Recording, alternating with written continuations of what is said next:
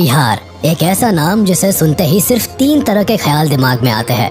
पहला, सम्राट अशोक की गौरवशाली मगध की धरती, और दूसरा, कंट्री की IAS एंड IITs फैक्ट्री, और तीसरा, देश का सबसे पिछड़ा राज्य जहां ना तो शिक्षा की अच्छी व्यवस्था है और ना ही लॉ एंड ऑर्डर की समुचित सुरक्षा, जहां रोजगार के लिए हर घर का बबुआ दूसरे शहर जाता है या तो पूर्वजों की धरती पर फसल उगाता है।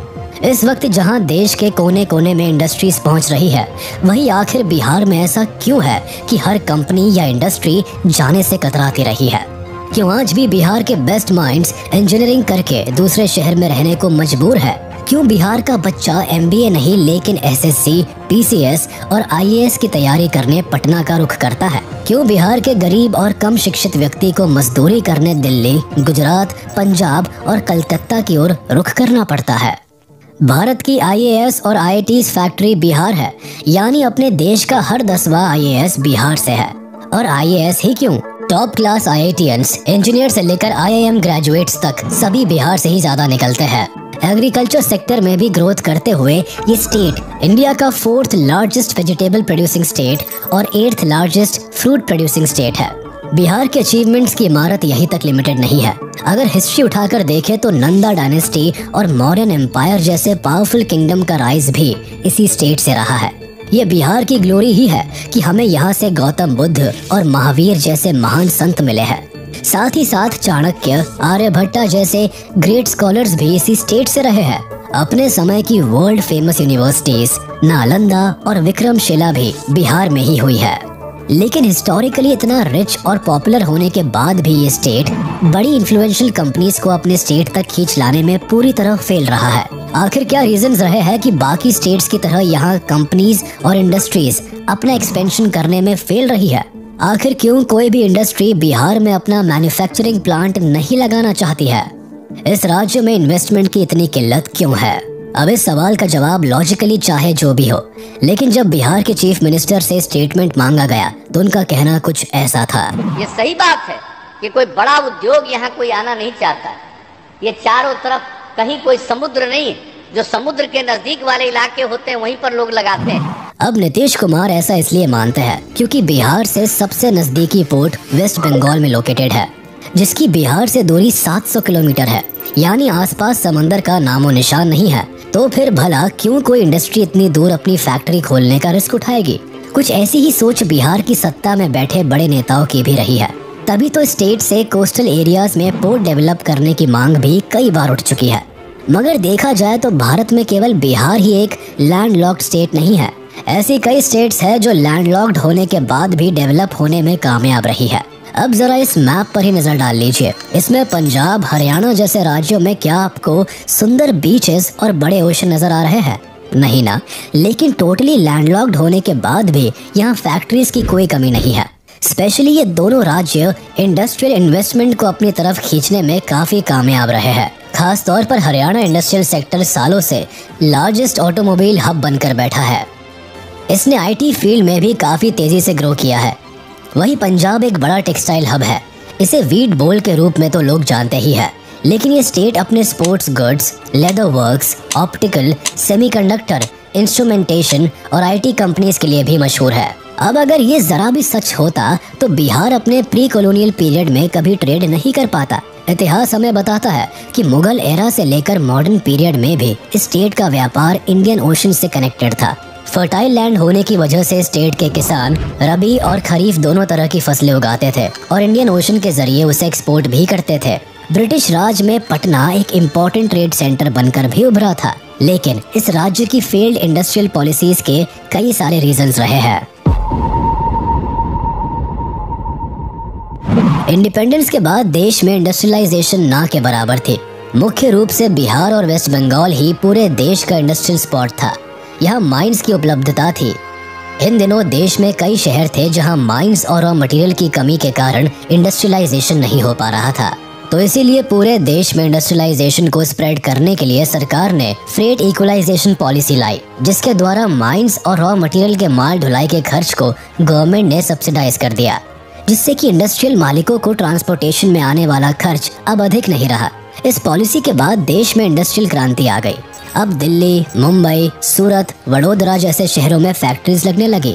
इस पॉलिसी से देश में तो इंडस्ट्रियलाइजेशन आ गई, लेकिन इस पॉलिसी ने बिहार के इंडस्ट्रियलाइजेशन की जड़ों को हिला दिया। अब इंडस्ट्रीज यहाँ आने के बदले यहाँ के रॉ मटेरियल्स को बड़े शहरों में इंपोर्ट करने लगे और बिहार कुछ ही दिनों में बस रॉ मटेरियल सप्लाई मैनेजमेंट का हिस्सा बनकर रह गया। सन 2000 में बिहार और झारखंड के बंटवारे के बाद तो स्थिति और बदतर हो गई। झारखंड के साथ ही बिहार से टाटानगर, जमशेदपुर और छोटा नागपुर का एरिया भी चले गए। अब बिहार में बचे तो कुछ लाइमस्टोन की खदानें और खेतीहर मजदूर जिनके पास अपने खेत तक नहीं थे। वहीं दूसरी ओर सरकार ने फ्रेट इक्वलाइजेशन पॉलिसी के तहत सिर्फ मैन्युफैक्चरिंग यूनिट्स के ही रॉ मटेरियल्स जैसे iron, steel, fertilisers and cement वगैरह पर ये सब्सिडी लगाई, जिससे कि बिहार की जो इंडस्ट्रीज थी वो तो अब बाहर का रुख करने लगी। लेकिन उन्हीं दिनों टेक्सटाइल एंड कॉटन, पेट्रोलियम और इलेक्ट्रिकल पावर की जो इंडस्ट्रीज थी वो बिहार की तरफ न आ सकी, क्योंकि इन इंडस्ट्रीज को किसी भी तरह की सब्सिडी या छूट नहीं मिल सकी। इस पॉलिसी ने बिहार इंडस्ट्रियलाइजेशन को दोहरी मार दे दी। अब स्टील इंडस्ट्री को ही ले लेते हैं। पहले सिर्फ बिहार और वेस्ट बंगाल में ही स्टील प्लांट्स थे और इन दिनों पंडित जवाहरलाल नेहरू ने स्टील इंडस्ट्रीज को प्रमोट करने के लिए बिहार के कई जिलों समेत पश्चिम बंगाल, मध्य प्रदेश और उड़ीसा के भी जगहों पर प्लांट्स लगाने की बात की थी। लेकिन FEP के बाद ये इंडस्ट्रीज मोस्टली वेस्टर्न और सदर्न इंडिया में मूव आउट कर गए। वहीं दूसरी ओर महाराष्ट्र और गुजरात में टेक्सटाइल इंडस्ट्रीज बिहार की तरफ नहीं आ पाई, क्योंकि कॉटन जैसे कच्चे माल के ट्रांसपोर्टेशन के लिए किसी भी तरह की सब्सिडी नहीं मिली थी। इस तरह पश्चिमी और दक्षिणी भारत में वहां की अपनी इंडस्ट्रीज और FEP के बाद मैन्युफैक्चरिंग इंडस्ट्रियलाइजेशन बहुत बढ़ गई। वहीं पूर्वी उत्तर भारत में जो बचे हुए इंडस्ट्रीज थे वो भी मूव आउट कर गए, स्पेशली बिहार से, और इस तरह से बिहार से इंडस्ट्रीज खत्म होने के कगार पर पहुंच गई। अंग्रेजों के समय में बिहार में जमींदारी प्रथा लागू कर दी गई थी, जिसके तहत किसानों को किसी भी कीमत पर हर सीजन में जमींदार को लगान देना पड़ता था। ऐसे में किसान कई बार सूखे और बाढ़ की वजह से लगान नहीं दे पाते थे। अब ऐसी स्थिति में जमींदार उनके खेत ले लिया करते थे और ये किसान अब अपने ही जमीन पर मजदूर की तरह खेती करने को मजबूर हो गए। ऐसी स्थिति में भारत के आज़ादी तक अनइवन रूप से जमीनें बटी हुई थी, जिसके कारण बिहार के 50% से अधिक खेतीहर मजदूर बन गए थे, क्योंकि वो जमींदारों की खेती करने लगे थे। 1950 में जमींदारी अबॉलिश हुई और फिर 1962 में आए लैंड सीलिंग एक्ट के तहत बिहार में सिंगल लैंड ओनरशिप को खत्म करने की कोशिश की गई, लेकिन आज तक गवर्नमेंट इस पर अधिक काम नहीं कर पाई। उसके बाद बिहार में कभी भी लैंड रिफॉर्म्स नहीं हुए, जिससे बिहार की जमीनें छोटे छोटे टुकड़ों में ही बटी रह गई। दरअसल बिहार की इकोनॉमी में एक बड़ा कंट्रीब्यूशन एग्रीकल्चर सेक्टर का रहता है, जहाँ के लोकल लोग अपनी जमीन पर फैक्ट्रीज लगाने के बजाय इस पर खेती करना ज्यादा बेहतर समझते हैं। सालों से ये लोग अपना गुजर बसर करने के लिए जमीन पर ही निर्भर है।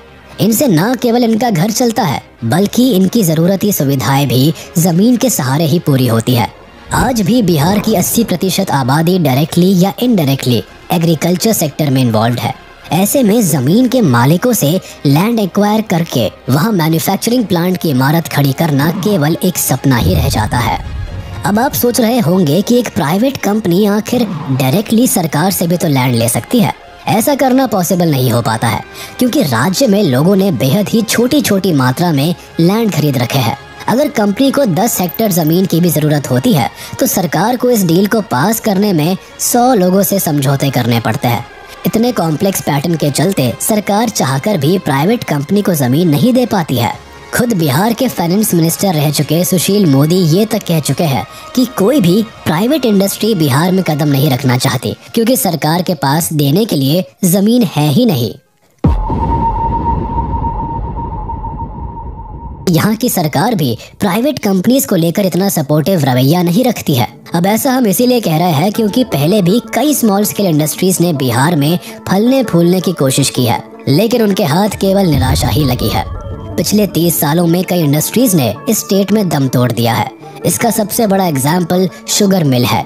बिहार की 33 में से 18 शुगर मिल्स पर ताले लग चुके हैं। 1960 से 70 के दशक में बिहार भारत के शुगर प्रोडक्शन में 40% का कंट्रीब्यूशन करता था, लेकिन अब यही आंकड़ा घटकर 2% तक रह गया है। राइस मिल्स की बात करें तो बिहार का 40% कल्टीवेटेड लैंड चावल उगाने के काम आता है, इस स्टेट में कभी 3000 राइस मिल्स हुआ करती थी, लेकिन स्कैम की चपेट में आते ही इसमें से 2000 मिल्स रातों रात बंद हो गई। बिहार में इंडस्ट्री के क्लोज होने का एक कारण वसूली भी रहा है। बिहार के किशनगंज से लेकर मुजफ्फरपुर तक कई मिल्स ऐसी है जो इसी वजह से खाली पड़ी है।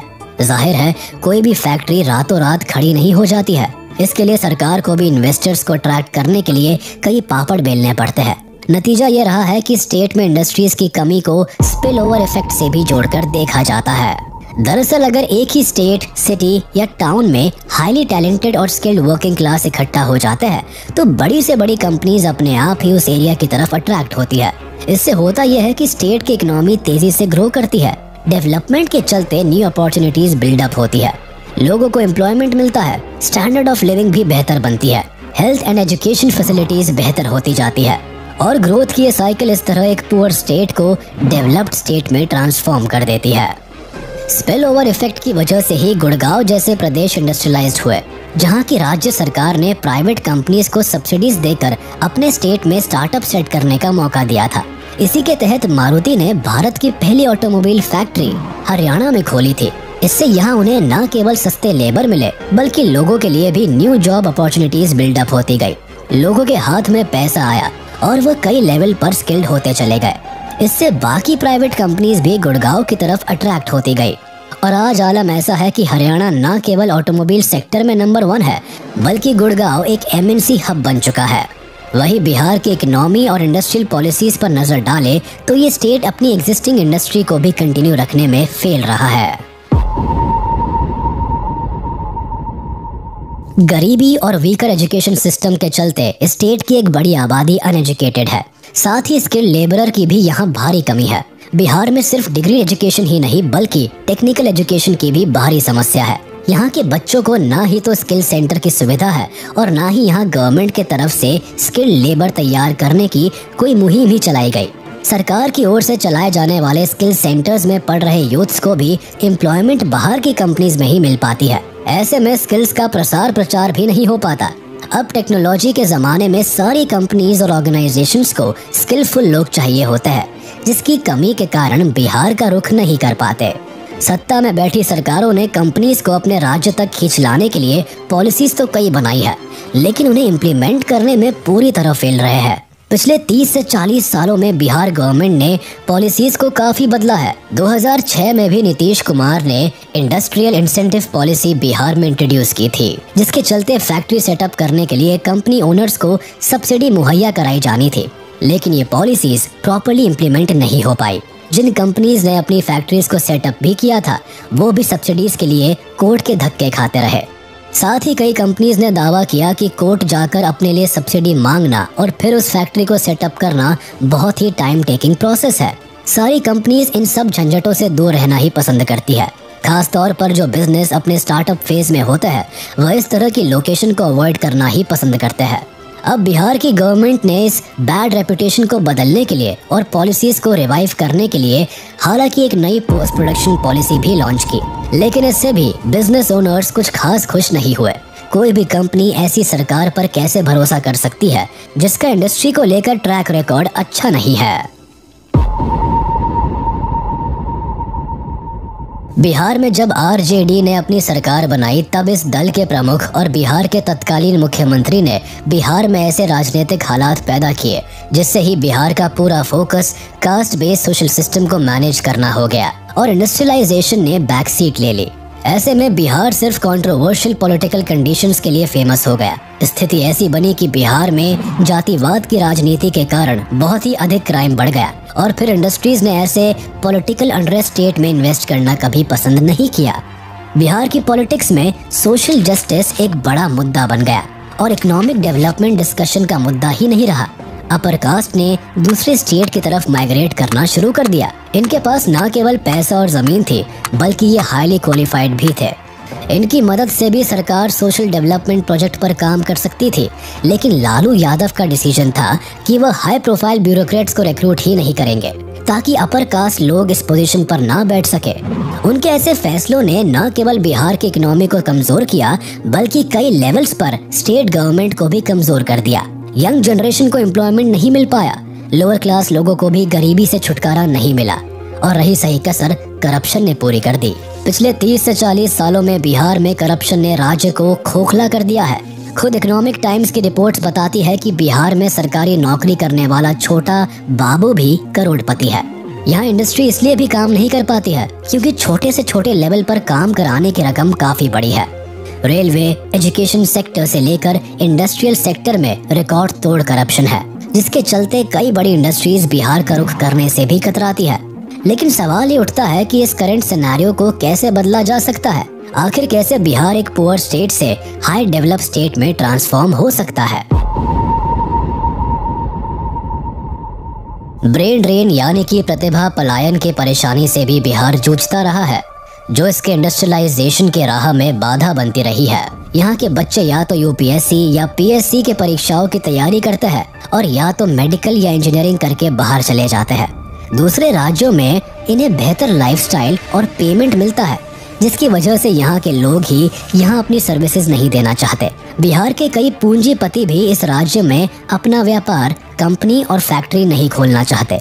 आज भी मुंबई, दिल्ली, कोलकाता और दूसरे शहरों में कई बिहारी पूंजीपति अपना बिजनेस चला रहे हैं और एम्प्लॉयमेंट्स जनरेट कर रहे हैं। नए ज़माने में अब पढ़े लिखे बिहारी एंटरप्रेन्योर्स भी बैंगलोर और गुड़गांव जैसे शहरों को ही अपनी कर्मभूमि बना रखे हैं, जिससे कि स्टेट और भी नेग्लेक्ट होता जा रहा है। बदलते वक्त के साथ बिहार में भी अब बदलाव की बयार चली है। प्रदेश में शराब बंदी के बाद इंडस्ट्रियलाइजेशन को और धक्का लगा, लेकिन सरकार ने एथेनॉल के कई प्लांट्स लगाए और फाइनली बिहार में एक इंडस्ट्री के शुरू होने का बिगुल बजा है। देखने वाली बात है कि एथेनॉल के ये प्लांट्स बिहार में कितना ज्यादा इंडस्ट्रियलाइजेशन लेके आते हैं और एम्प्लॉयमेंट जनरेट करते हैं।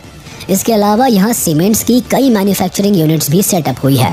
लेकिन ये डेवलपमेंट्स बिहार के सालों से ठप हुई इकोनॉमिकल व्यवस्था को कितना सपोर्ट करेंगे, ये ध्यान देने की बात होगी। बिहार के इकोनॉमिक डेवलपमेंट चैलेंजेस ने आपको कितना सरप्राइज किया, हमें कमेंट सेक्शन में ज़रूर बताएं। वीडियो अच्छी लगी हो तो इसे लाइक शेयर ज़रूर करें और चैनल को सब्सक्राइब करना